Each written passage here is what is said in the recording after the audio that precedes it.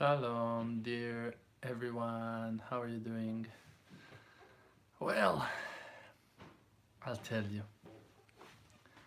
I'm I'm dealing with a very deep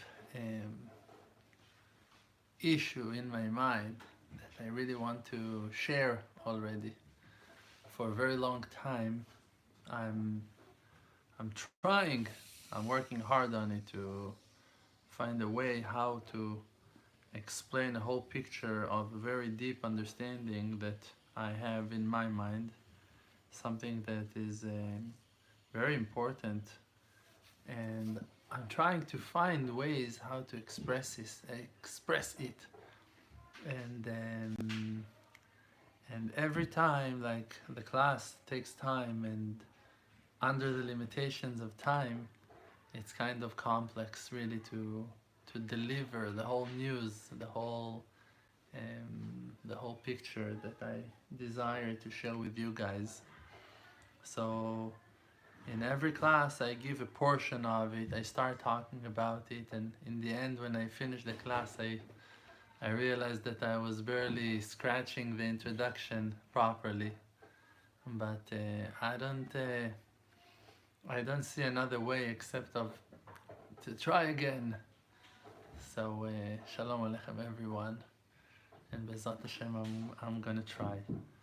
I'm willing to explain to you something very general, and with that, something very specific. Something that if we just gonna grab it, it's the solution. It's the real solution for our lives, for to bring the salvation. So so try to stay focused, and I will try from my side as well. Um, I want to tell you something about the Torah. I want to explain to you what the Torah is, in a way, and how the world is running by the Torah, and what in the world is going on here, and what really Hashem wants from us. And it's so wide, it's so deep that I don't know how to start even, but I will just jump into the wavy water, and hopefully we're gonna make it out safe and sound. So first of all, I want to start by saying thank you to Hashem for the beautiful Torah that He gave us. And when I'm saying Torah, I talk about all the 5 books of the Bible, and I'm talking about the 24 books of the prophets, and I'm talking about the oral Torah that been given to us, the Mishnayot and the Gemarot, and I'm talking also about the rest of the holy scripts that been written by the righteous ones or by their students through the later generations until today. But I'm not talking about every book that every person who thought to himself that he is able to add portions to the Torah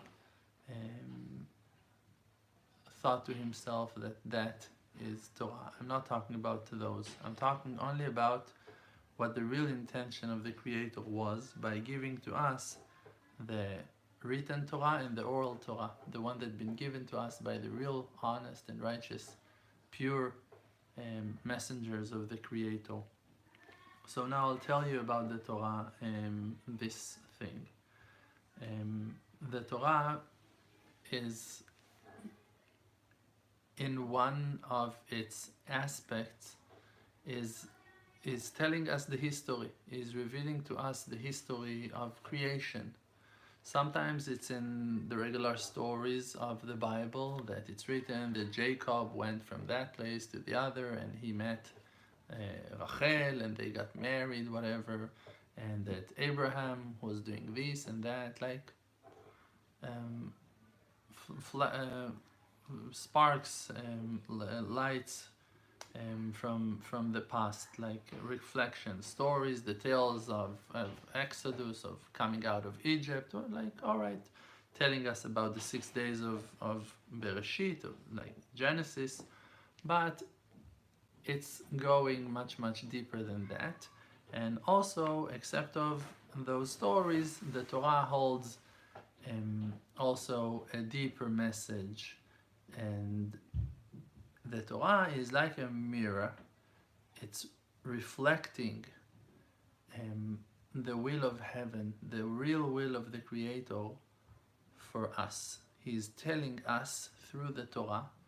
The Torah is very, very pure and very, very clear and holy, and it reflects the message that the Creator wants to pass to His people.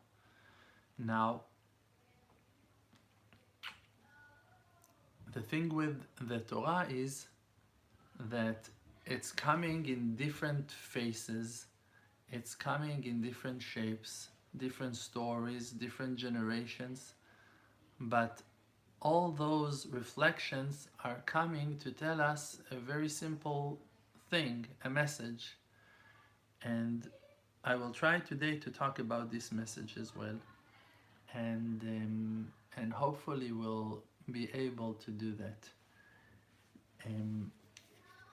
I think that the Torah, we can explain a certain part of it in that way, like a spiral, like a circle, that the Torah is going in circles, and every time, like the time, like the year, that every year you have the Rosh Hashanah, the first day of the year, and then you move to Sukkot, and after Sukkot you have Chanukah, and then after Chanukah, and on and on and on. You have all the holy days, you have Pesach, and you have Shavuot, and the rest of the holy days, and then you start all that ritual again. You go back to the beginning of the year after you're finishing the first one, and then again and again, and you're rising with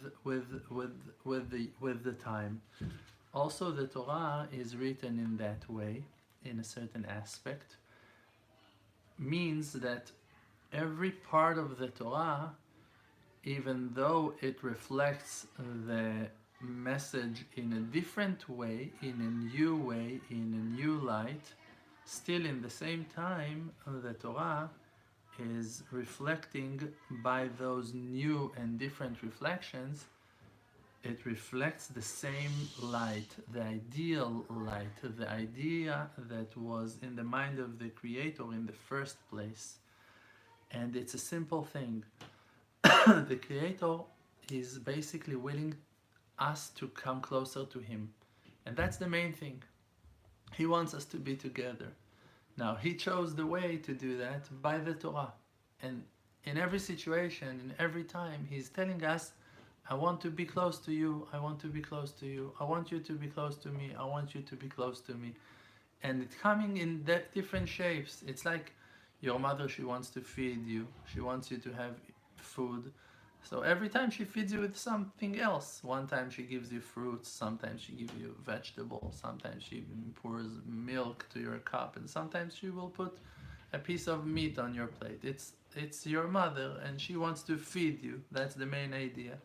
And now every time she will find a different way how to do that. So the Creator, He wants us close to Him.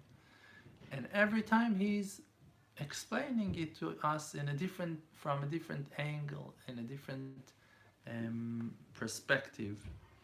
Now, I want to tell you something that is very, very deep and very, very powerful, and also kind of embarrassing. Like it's not so simple to deal with that reality.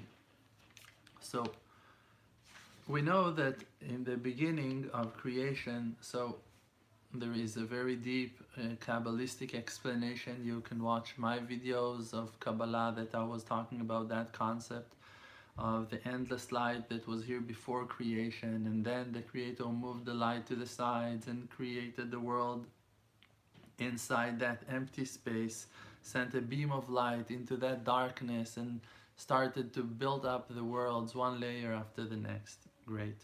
And that was a process of 6 days.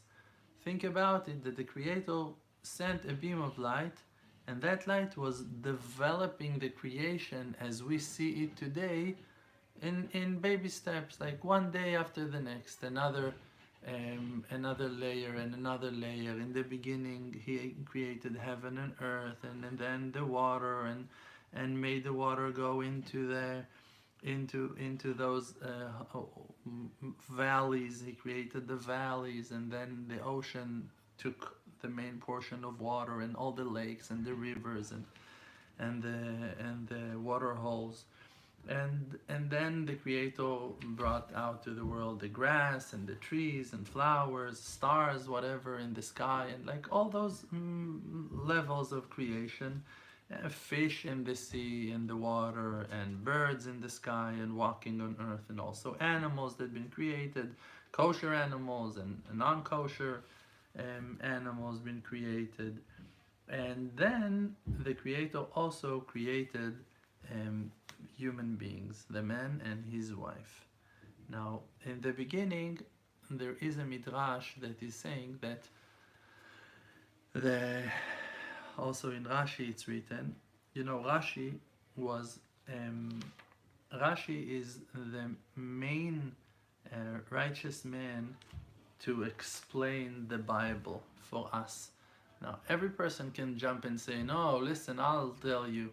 But for an example, Rabbi Nachman of Breslev said on Rashi that every time that we mention the name Rashi, I heard it from the mouths of many rabbis that called Rashi always Rashi HaKadosh, Holy Rashi.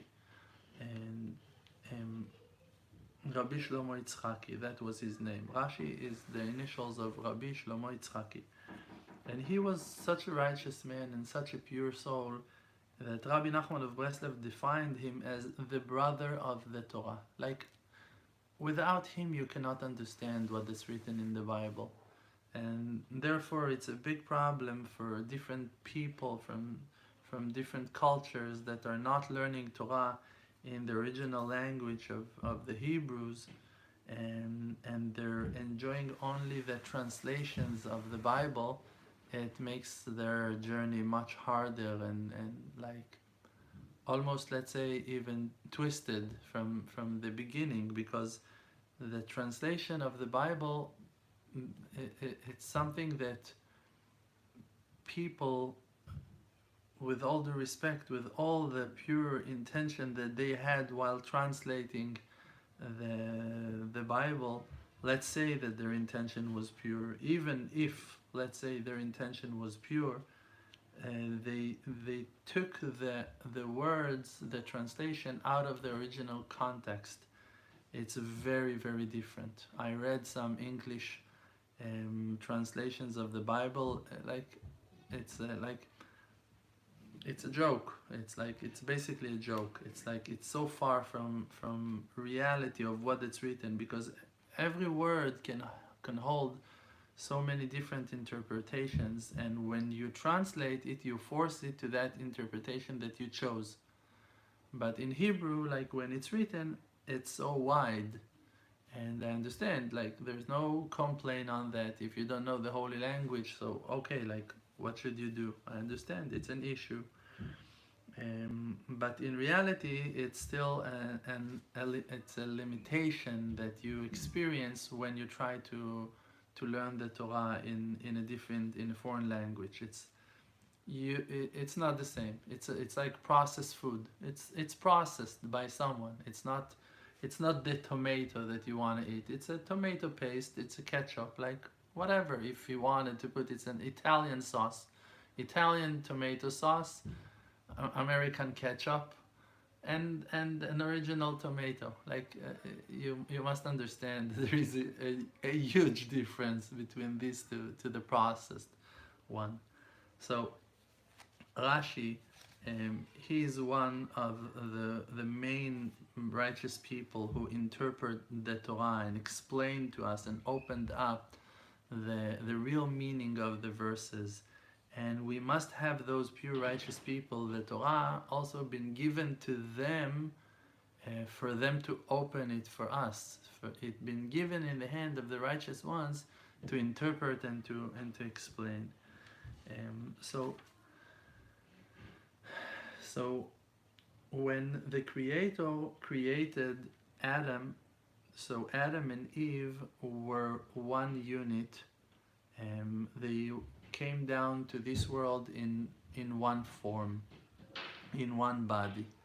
And the Midrash is saying, and the Zohar HaKadosh is saying, and Rashi HaKadosh, Holy Rashi, is saying on that as well, that Adam, that the man, Adam, and his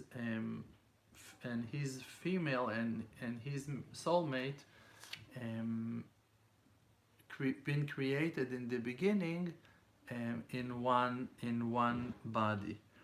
And the Midrash is saying that the Creator himself wanted it like that. The Creator wanted, that was Hashem, the Creator's original will, that like the Creator himself, he does not have a gender, he doesn't mate, he doesn't have a relationship with a female God. He's him, and his perfection is complete without the need of a mate, of another part to complete him, because he is complete on his own. He wanted also in the creation, that the creation itself is also a reflection of the Creator. He wanted in the crown of creation to have someone that is similar to him. So he chose to create Adam and Eve as one. It was Adam, it was Adam. And inside of him, Adam, we call Adam, in English you say human. The name Adam is not the name Adam. Oh, what's your name? Adam. No, that's not. Adam was not his name. Adam was his kind. He was Adam, means human. Human. So the Creator created human. He created Adam. That's how we call human Adam. Ben Adam are humans. It's like the children of Adam. They are humans because that's his name. He was human. And he has been created in the shape of God. And we know that the Creator does not have a shape and does not have a body. So we can understand from that very easily that the soul that's been given to Adam is the soul that is similar to the godly soul. It's a portion of godliness, like that it's written, that we received from heaven, a portion from above. Chelek Eloka mima'al. A portion from heaven, from above, been installed in our bodies. And also our bodies are in that aspect of a mirror, that they're reflecting the godliness that is treasured inside. Those are very deep concepts, and on every one of them you can talk for hours, and I can talk for thousands of hours, but let's move on. So the Creator in the beginning, he created Adam as a male and a female in the same body. Means in perfection. It doesn't mean that he had two bodies leached and attached to each other. Oh, like a weirdo, a zombie, something like a freak. No, it was a godly completion, perfection of godliness in one shape. It was something that we cannot understand. It was a complete unity in one shape. It was the feminine light and the male light in one illuminate and shining body. Now, when the Creator wanted to bring Adam into heaven, into the Garden of Eden, we use the same word Gan Eden to call the Garden of Eden, and also heaven. We call it Gan Eden. When a person dies, he goes back to heaven. So we're saying in Hebrew, he is going to Gan Eden, means the Garden of Eden. So it's the same concept. In my mind, when I'm talking English, I'm translating my English from Hebrew. So that's why I make those kind of mistakes many times. So um, when the Creator wanted to call Adam to enter to the Garden of Eden, so Rashi is saying that the Creator um, attempted him. He was using good words. He was offering to him to come to have to get to the Garden of Eden. He was convincing him. He was he was he was um, he was using nice words, and he was calling him and tempting him and telling him with good words, with nice words, come to the Garden of Eden. It will be sweet over there. Things will be nice. I want to talk about it for a second or two. Like we explained, the Creator created the world, the physical world, out of nowhere. There was nothing there before. Everything was light, the endless light of the Creator. And then the Creator moved himself to the sides, and then he started to create a very thick layer of a certain materia, like a covering for his own light. And then into that emptiness, into that darkness, he sent that beam of light that is a spiritual beam of light. And that beam of light was creating all physicality to be like a pill from outside. So the Creator now is feeding the creation from within, and the Creator and the creation's physicality, the layers that we know, the thicker atoms that are running on lower energies, are covering. Those are kind of husks and layers that are blocking the godly light that is still shining and giving life to the creation from within. So you're alive, but where is your source of life? Inside yourself.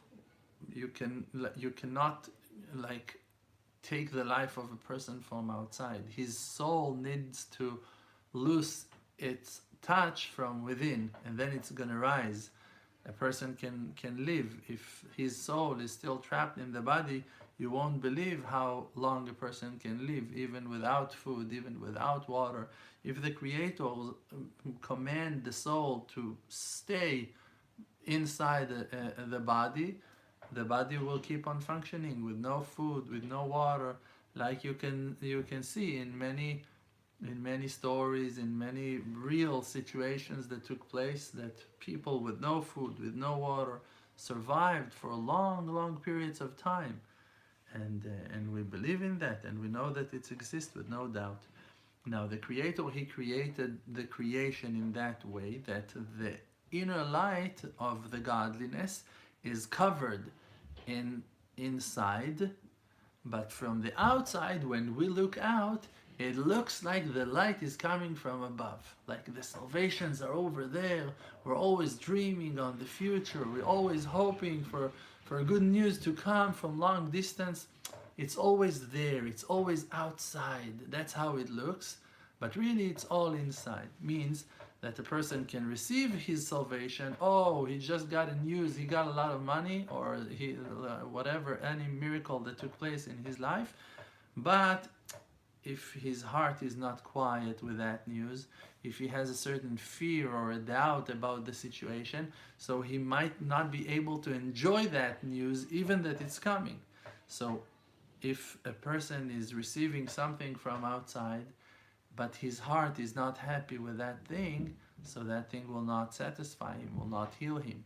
A person can eat something very healthy that everyone are recommending to eat that thing, but if something inside of him will reject that food, he will reject it. He will develop allergies to that food. He won't be able to eat it. He won't be able to perceive it, to digest it. He will just reject that food, and it will become a poison for him. So the creation is created in a certain way that it looks like the salvation is coming from outside, but really the real salvation of a person, of creation, is from within. Also a flower, also an animal, a bird, they all live on an inner source of energy. All the creation is built like that. So why the Creator made the creation in a form that is showing like the salvation, we're waiting for the rain to come and for the wind to blow and for the news to come and for all salvations to come from long distance. Why is it created like that? That we're going to understand that that reflection supposed to teach us about our inside on a divine and higher source that is our salvation, but not an external one, just an inner one. So we need to learn from the outside on the inside. Now we're going back to Adam and Eve.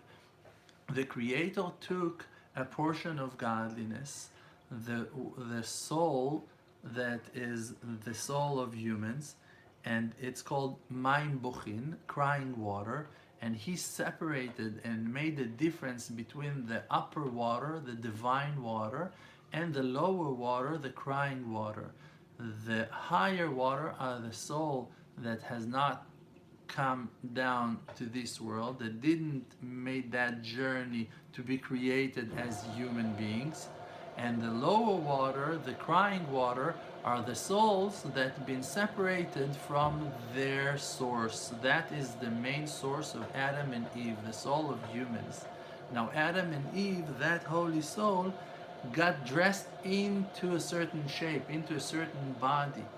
Now that body cut their memory from their ancient source. Means in that moment that they've been installed into the body, they forgot who they are. Even if they remembered somehow, even if in the back of our heads we have a certain memory that, all right, like I belong somewhere, I do have an inner connection, yeah, I believe, whatever, it's a struggle. It's a work. It's all the time you need to search and to remind yourself, oh, look, maybe, no, I do, I need to think about it, I need to connect myself. Now, by the fact that the Creator sent Himself, means there was nothing there before except of Him. There is nothing but God, right? There is no one except of Him.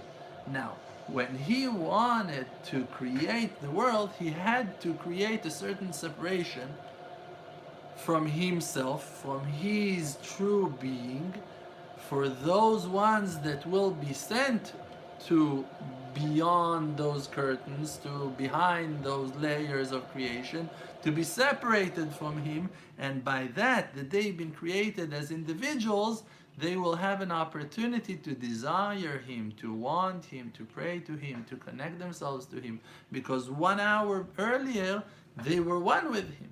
So they didn't have the need of having Him. They didn't have the connection that will reward them in any kind of merit based on the effort and the amazing work that they do to connect themselves to the Creator.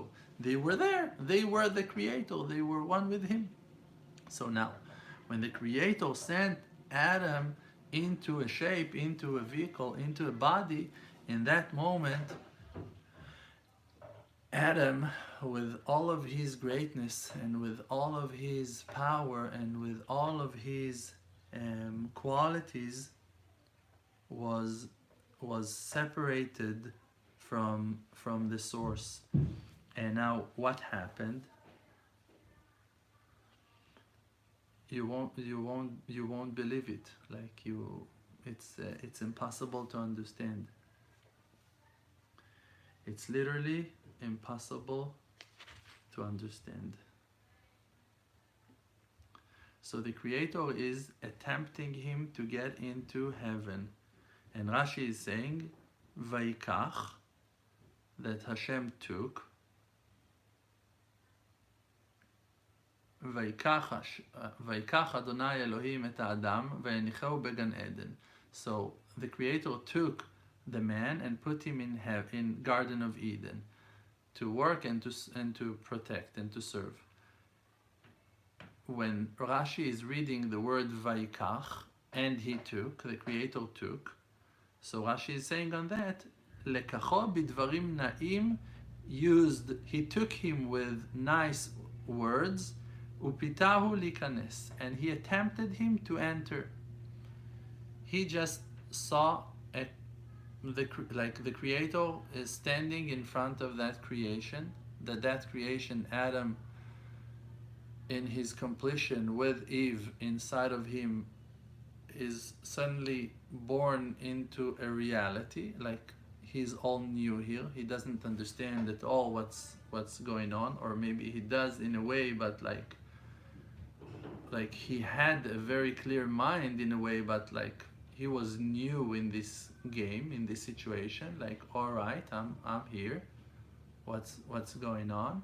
And the Creator is attempting him and taking him in nice words to the Garden of Eden. And then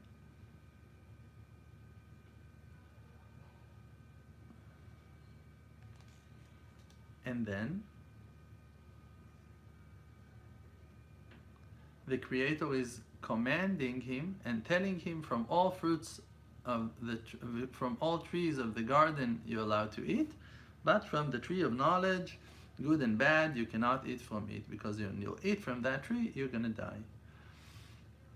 And then Hashem, the Creator, said, Lo tov hiyot adam levado. It's not good that the man will be alone.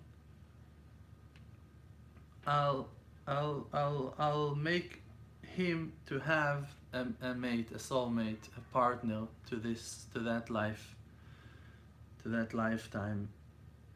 And why? Why ideally the Creator wanted to create Adam, like we said, in his form as one in a complete way, male and female together, and then he regrets and he decided to create to separate him and to make two out of him, out of that one. So Rashi is saying that they will not say there are two authorities, that they will not say the Creator is an individual alone in heaven and he doesn't have a mate, and that one is also alone in the downstairs, in the lower worlds, and he doesn't have a mate. So we see that the Creator was worried about what will be said, not what people will say, what the angels will say. From the moment that the Creator created the angels and then came to create humans, in that moment the angels started to jealous. The angels, that they are made out of fire, that they are spiritual, very, very pure and holy, they have something that is called kin'at malachim, the jealousy, the envious of the angels. They can't stand us. Like, they are losing their minds because of us. They cannot argue with the truth when the truth is being said, and they realize that we are fulfilling our job and that we are doing our mission. So then they're quiet, they're not arguing with the truth, but as long as they can talk, like, they are fighting all the way with us. They never quiet, they're not able. They have an inner jealousy, they envy, they hate, they can't stand us, because we're much greater than them and they're so great, and they have been created with a certain lacking, that they're made out of fire, and fire is burning, and we have been made from different materials, and we have water inside of us, and we have earth inside of us, and we can create a certain balance that they cannot create, even though they are very, very holy and divine. But they don't have the free choice of choosing the Creator, therefore they won't be rewarded as we will after us doing the right thing and committing ourselves to the truth. So the Creator was kind of worried that they will not gonna start comparing humans to God, and that people on earth later on in the creation also gonna think to themselves, oh, look how perfect we are. He was aware to the fact that there is an evil inclination in this creation, and therefore he had to be careful in the way he created the world. I don't know if we will be able to complete this class tonight, because I'm barely progressing in this idea, but I'm gonna continue trying, because it's very important, and also very important for me. But I'll try. So the Creator is creating Adam and sending him and attempting him to get into heaven. And okay, so and then the Creator regrets on the fact that he created him as one, and the next part is that the Creator reveals his new understanding and saying, his next understanding, and saying, we need to separate them. I need to separate them into two shapes, into two bodies. But then, and on that I said, like, you can't believe it. Like I promised to you, you won't believe it. You won't understand it.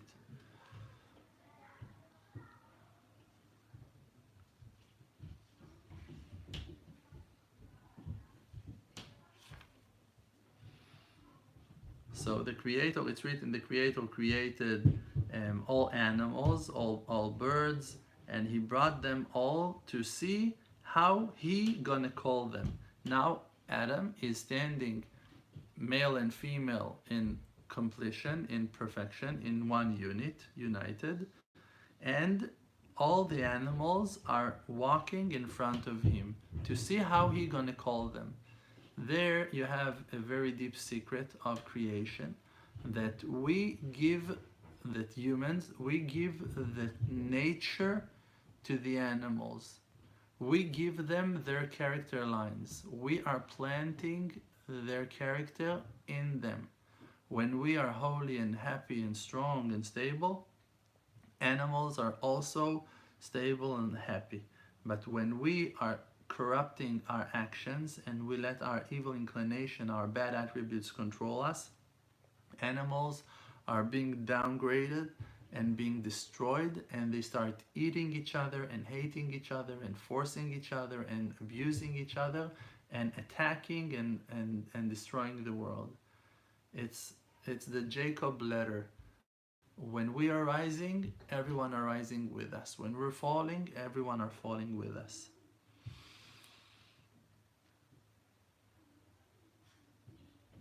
Now, when Adam called in the beginning to the Aryeh, the lion, he called him Aryeh, the lion, he called him a lion.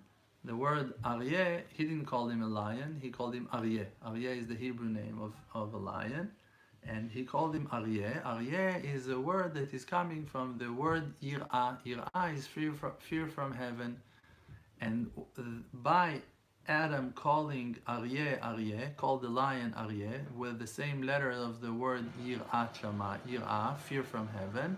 So by that he planted in the lion that nature that everyone will be scared of him.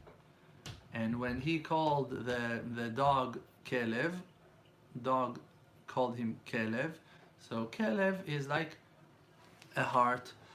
Kelev, as a heart, and therefore the dogs, they have a heart. You see how much dogs, they care about their honors and how much they're like rescuing people and animals in nature, and like they have a heart. You have some people that have heart that made out of stone, so also you have dogs that their heart is made out of stone as a result of that. But when Adam called the animals names, so then he planted the nature in them. Now, so he called names to all the animals, to everyone, and he couldn't find a help for himself. He couldn't find his soulmate. ולאדם לא מצא עזר כנגדו. When Adam looked at the animals, he saw that everyone came in pairs. Like the male came with its female, that male came with its own female. Everyone came in pairs. but he couldn't find a pair to himself.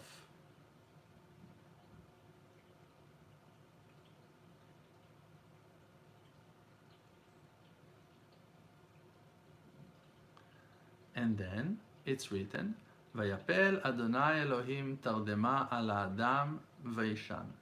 The Creator put sleep on Adam. Adam fell asleep. Vayishan. Vayikach achat mitzalotav. And the Creator took one of his ribs and covered it, fixed it, and built that rib to be the woman, Eve, Chava. And he brought her to the man. Wonderful story. Vayomer Adam, and then Adam said, that time, that bone belongs to my bones. It's and the flesh is my flesh. Now I can see that creation in front of me, she is made out of my bones, out of my flesh. But there is a very deep issue here, a very deep concept that Rashi is explaining to us. The verse is saying, Zot hapa'am, that time. Why that time?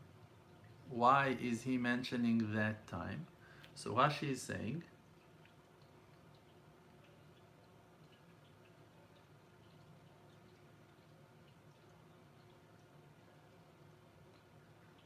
one second.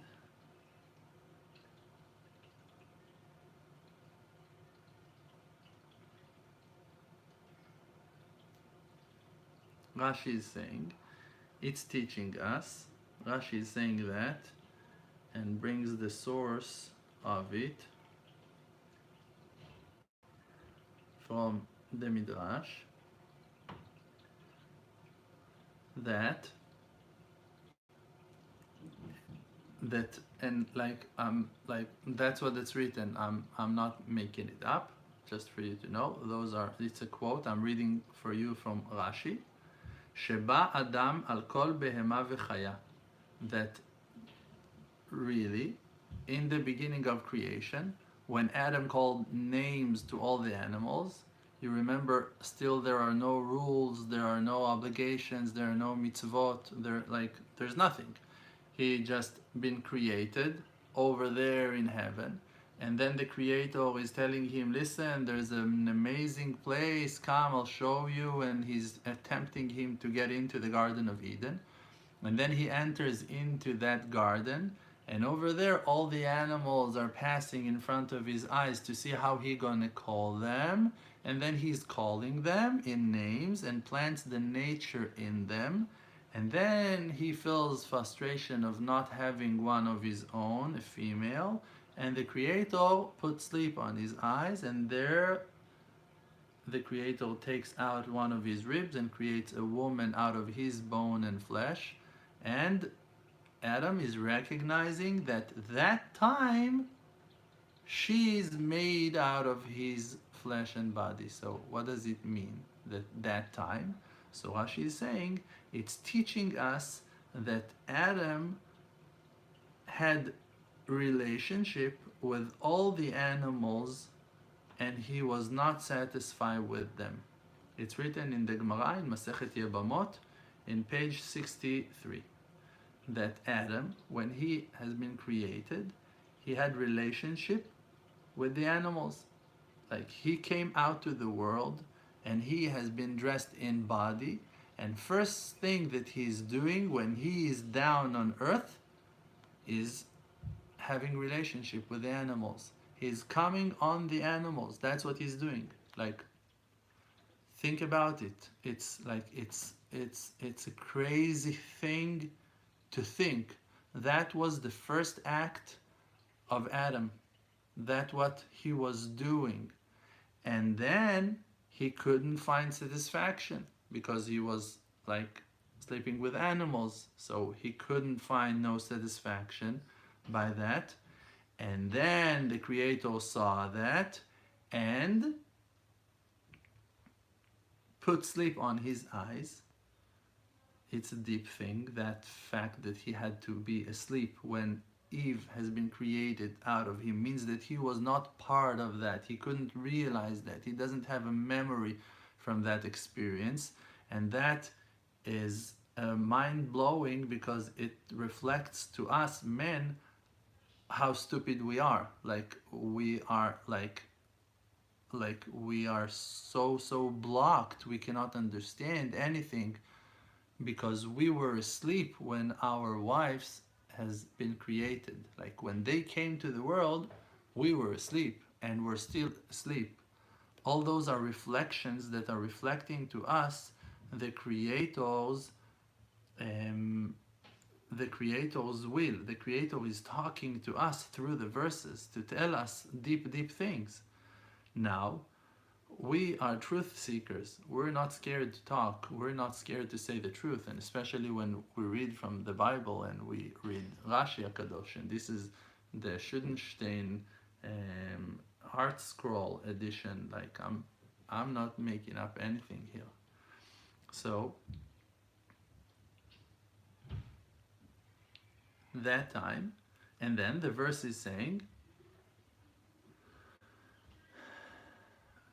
that the Creator created the female, and Adam is saying that time it's my flesh and bone. Means Rashi is saying to us that the one second.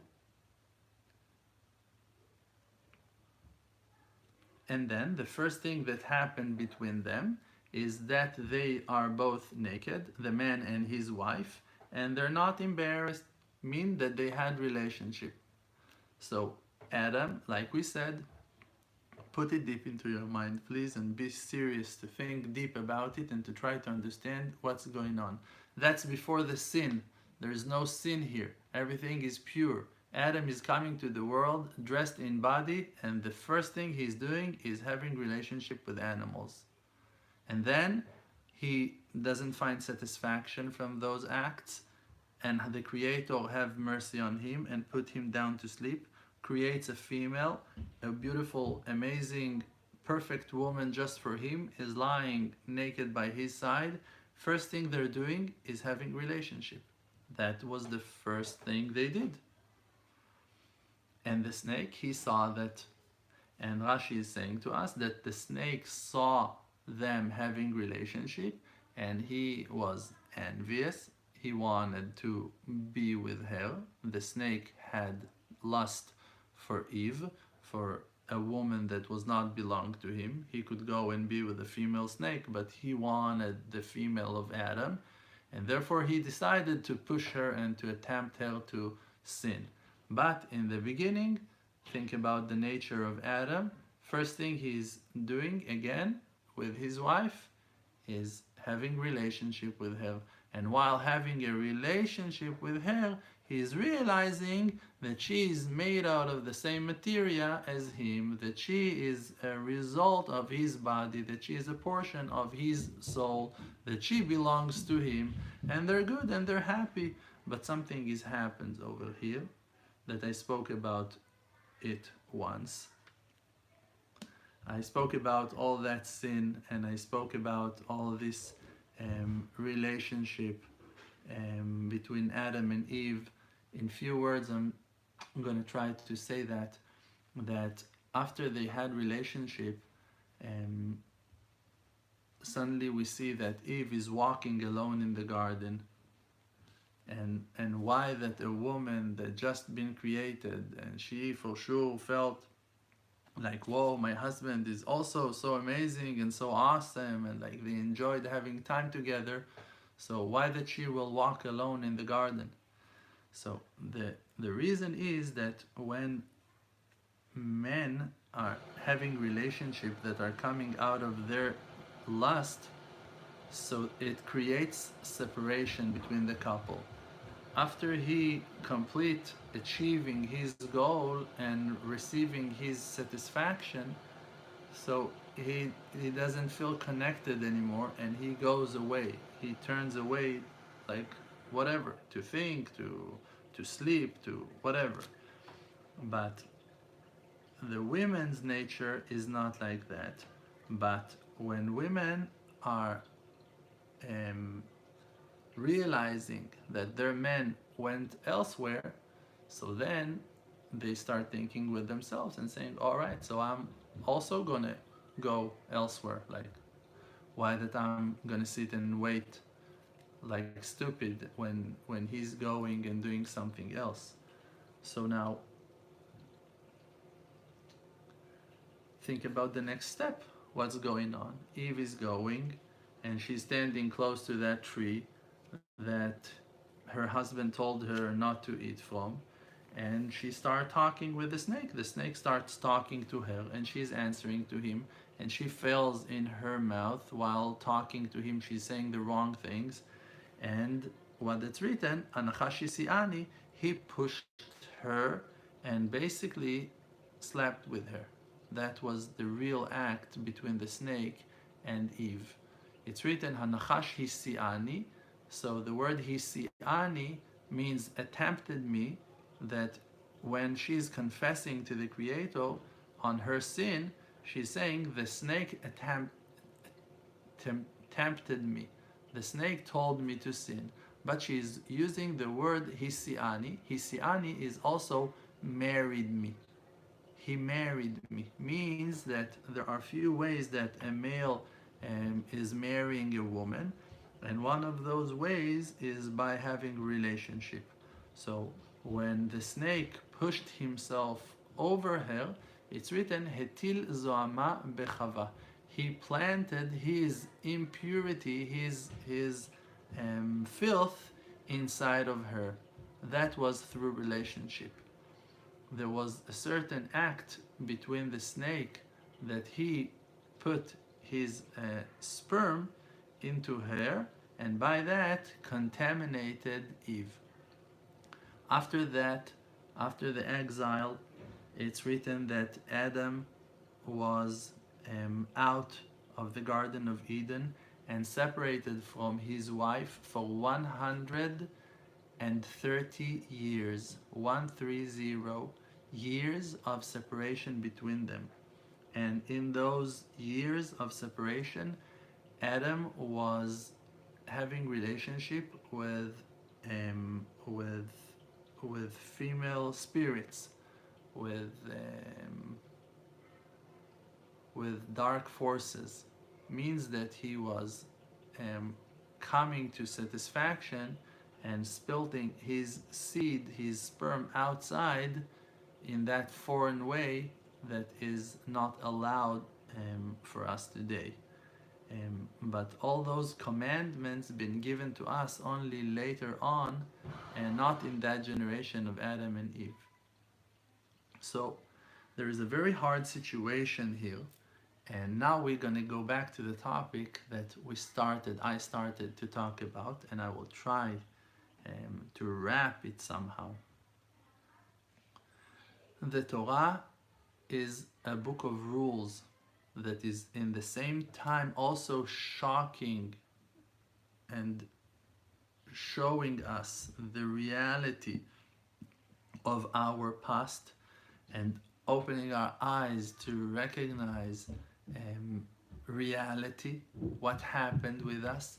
And it's telling us that Adam had even Adam together had two children in the beginning, Cain and Abel, Hevel, and both of them born to the world, and they killed each other, and they got married, and they Cain killed Hevel, and on, and tribes been separated, and families on earth, and then there was Noah and his ark with his children, and they all the stories, like there is a description of the generations, what happened. And Abraham came out to the world 10 generations after Noah, and then his children were exiled to Egypt. Jacob and his children went after Joseph, after Yosef, to Egypt, and on with the story of Exodus, of Yetziat Mitzrayim, coming out of Egypt, inheriting the Holy Land of Israel, and on, and then the exile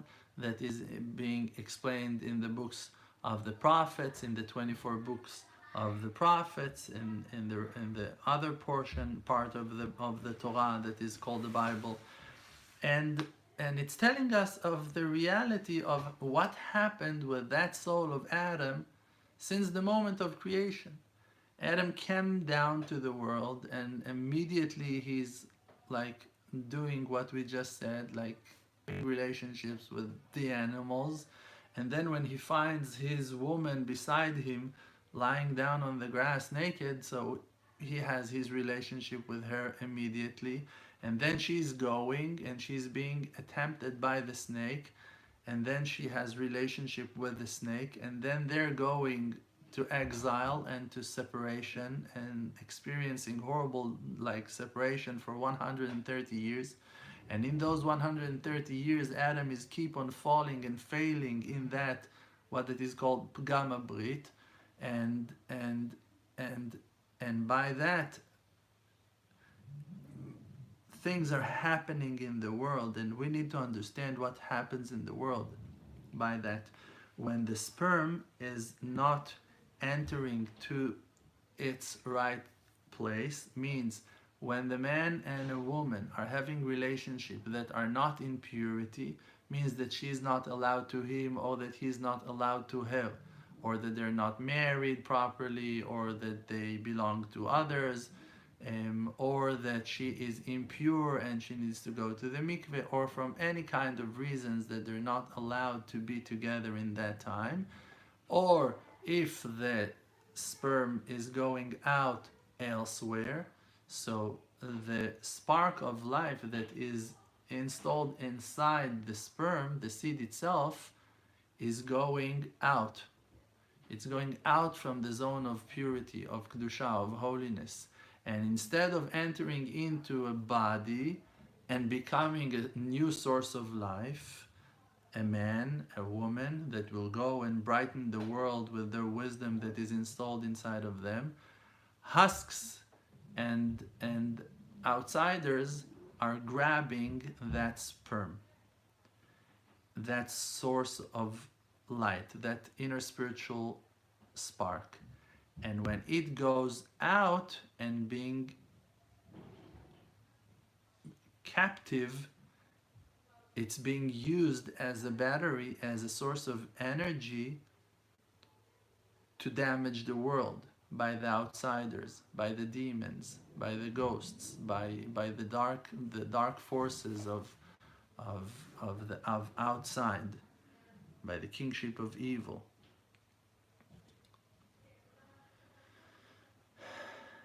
Now, it affects the world. It's not affecting the world. It's affecting every aspect of the world, because that sperm holds the life inside of him, and it's godliness. And it's godliness that is being given to the control of forces of darkness. And then they go wild with their things that they just grabbed. They use it. So if for an example, as the sperm came out like in the field, like people had foreign relationships that are forbidden, that are not right in the fields, so now the fields will be damaged by that. All the fields of all the farmers in all the lands, in all the countries, when foreign relationship took place in the sea, so the sea will be damaged, and sharks will attack people, and jellyfish will be poisoned, and people will drown, and waves will cover people, and the sea will, because the sea, the outsiders took control of godliness in the sea. And if it happened in the cities, so that's why the cities are dangerous. And if it happened in cars, that's why you have car accidents. It's all based on that, on lack of purity. The damage that humans are causing in the world is coming through that wrong relationship that are coming out of lust and desires, and lack of purity, lack of pure intention in relationship. Relationship, it's secret and it's code, is that it is allowed to take place only to the will of the pure and allowed wife for the men. When she is pure and allowed to her husband and she wants to be with him, then they allow to have relationship.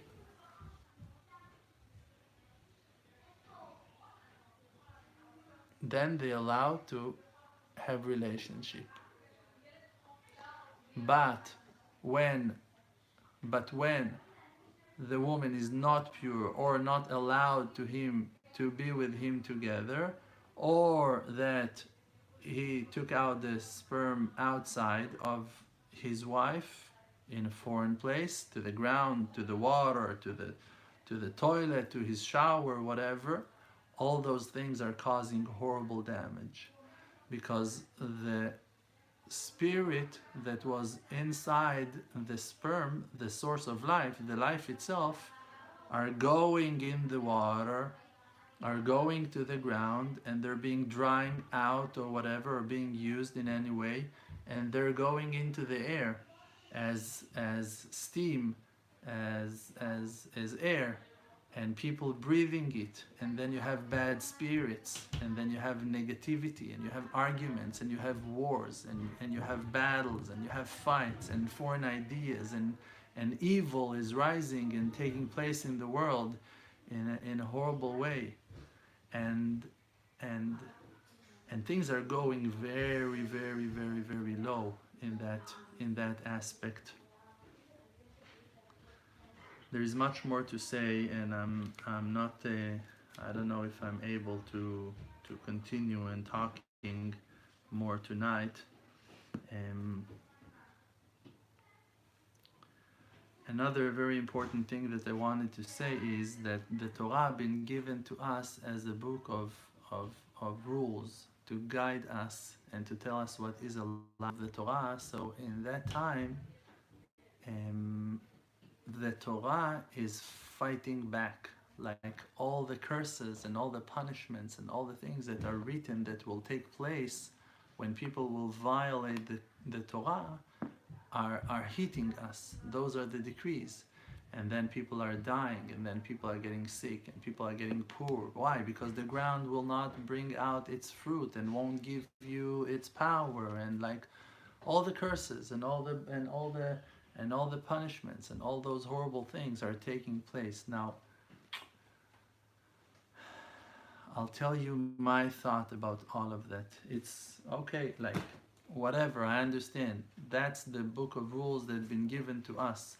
And that's the Creator's will from us. And the Creator is not happy with the direction that we took as human beings from the first moment of creation. Okay, so like immediately, like, hey, I gave you your life, and that's what you do with it. You go and you start like sleeping around. Like that's what you do with your life. Like for that I gave you everything. Like control yourself, do your mission. But I have a problem with that, even though that I do understand that as long as we are part of this amazing thing, and the Creator gave us the mission to work on ourselves and to fix ourselves, and basically what that He wants from every one of us is to pay attention to what that we know that we're doing wrong. He's not expecting you to keep all the Torah and the mitzvot, to do whatever they... No. He wants you to be aware to who you are, and to ask yourself, for an example, while you're eating, you have a certain moment over there in the meal that you know that you ate too much, or that you're wondering, maybe I ate too much. In that moment, the Creator expects you, the Torah expects you to put down the fork and stop eating. That is the level of the righteous ones. They are tuned to their souls. When you have that lust, that desire, you want to be with your partner, you want to have relationship, okay, ask yourself, are you doing it from the right intention? Are you coming out from a good place? Are you doing it when it's allowed and permitted you? Is she calling you for that? Do you have a relationship that is based on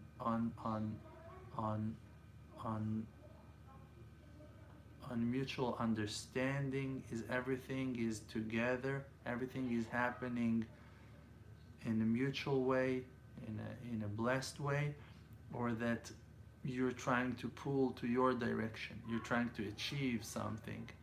If you're trying to achieve, you need to put down your fork.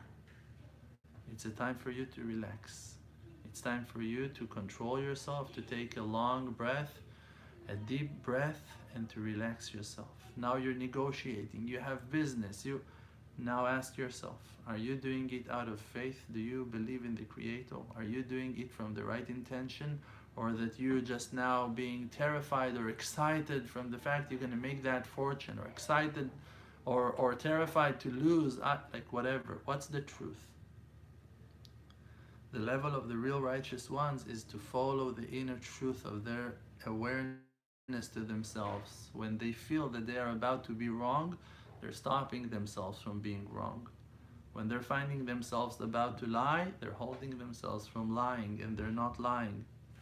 They choose to follow the truth with all their power. Now the Torah been given to us for that purpose, to rebuke us, to illuminate, to reflect to us the reality, the truth that is being asked from us to demand, that we need to ask for purity and for holiness and to follow the rules. And now I'll give you the solution that I wanted. And no, but first, like I told you, it's very long and complex. I'll tell you another thing. It's hard, it's heavy. It's very complex and very hard and very heavy. And for me to deliver, but I must, that's my mission. And I must do that. So I am not exempting myself from following the rules of the Torah, and I am keeping them as much as I can, always, always, always, always, and recommend all you guys to follow me and to follow the rules of the Torah, and to be observant and to be straight and honest and beautiful and great and righteous. But I want to say something. You know about yourself that you have that place that when you find yourself struggling with that fork while you eat, or with that lust while you are trapped in it, you have that thought inside of yourself that you say like, hey, it's too much for me, like I'm not able. And then you keep on eating from that plate. You allow yourself to go deeper into that lust, into that desire that is attempting you, that is calling you, and you give yourself a discount. Where is that coming from? By doing that, you're violating that inner voice that is telling you, hey, be righteous, hey, be honest, hey, be pure. And you allow yourself to sin. You allow yourself to eat too much. You allow yourself to talk negative things about other people. You allow yourself to lie. You allow yourself to do many, many things that you're not supposed to allow yourself to. That the Torah is threatening you and telling, I'm going to punish you for that if you're not going to follow me. But you allow yourself and you give that discount. Where is that coming from? It's coming from the same Adam. When he was hiding in that tree, and the Creator called him and told him, where are you? And he said, I'm in the tree, I'm hiding from you. So the Creator asked him, why? Don't you know, like, I'm with you, I know everything about you? So Adam told him, I ate from the tree of knowledge, from the fruit. But he's using the word va'ochel. Va'ochel means, like, the simple interpretation is, I was eating. But in the holy language of the Hebrews, the word va'ochel means I'm about to eat more. I'm gonna eat. He's not saying I ate. He's saying I'm gonna eat. He admit the truth that he fell to such a place that the lust, that the pleasure of the sin, of the violation was so satisfying for him that he was not about to quit. And we are standing in that place, struggling, torn between heaven to earth. We understand that we're doing something wrong, but we feel like, no, I can't handle that. I cannot. It's too much for me. And that is the struggle that we are at, and that's where we are trapped. And every single one of us, there is a way, there is a solution. I'm not able to talk tonight about the solution. I will try to talk about it further in the future. But when a person will rise his point of view on life from his own individual time tunnel, from his own self-centered bubble, living his life and being scared from those situations and desire those horror things and like willing all, like instead of like looking at life from your individual perspective of your body, when we will climb above that, and I have the way to teach you about it, but just like tonight it's too much for me to explain. I almost did half of the way of what I wanted to tell you tonight. Hopefully next time in the future I'll be able to explain to you on how to pull your mindset from that self-centered place of being focused on yourself to looking at things in a different perspective. And I spoke about it many times. Don't say I haven't. I shared it with you many times in the past to explain to you how the world is a creation and how it's not only about you and your cup of water or your plate of food. It's like cups are an aspect, plates are an issue. The world is a creation. When you open your door, in the same time, millions of other doors in different houses, different apartments are being opened in the same time. When you drink water, so there's a use in water, and water is a concept, water is a creation. And when you realize that you're part of a creation that had a beginning in time of creation and will have an end in the time of redemption, in that time, when you get that and you look at things in a different perspective, when we all gonna do that in one time, probably it's going to take place in one of my lectures that I'm going to talk very strongly about it, and we're going to have enough people very tuned and very focused on what I'm saying. Probably then, when we just going to rise above our constricted mindset of being an individual trapped in a body, and we will be able to see and recognize the world as a creation, we will shift to the redemption day, to the time that is above time, to the time of eternity. Suddenly, death will not control the world and our lives anymore. Suddenly, death will disappear from the world. Darkness will disappear from the world.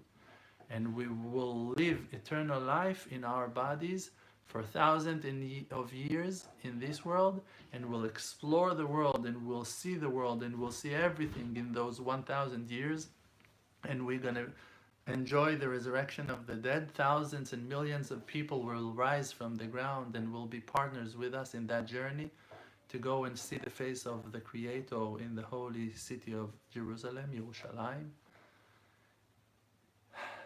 And it depends in our mindset. When we will take responsibility on ourselves to be righteous and pure, our intention will be strong enough. The Creator will allow us to shift our minds to the new perspective, to look at the world from a different angle.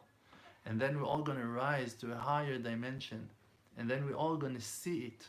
We will be able to see the world from above. We're going to see a silver circle that is surrounding the world like a mirror that will show us that all this world was only a mirror.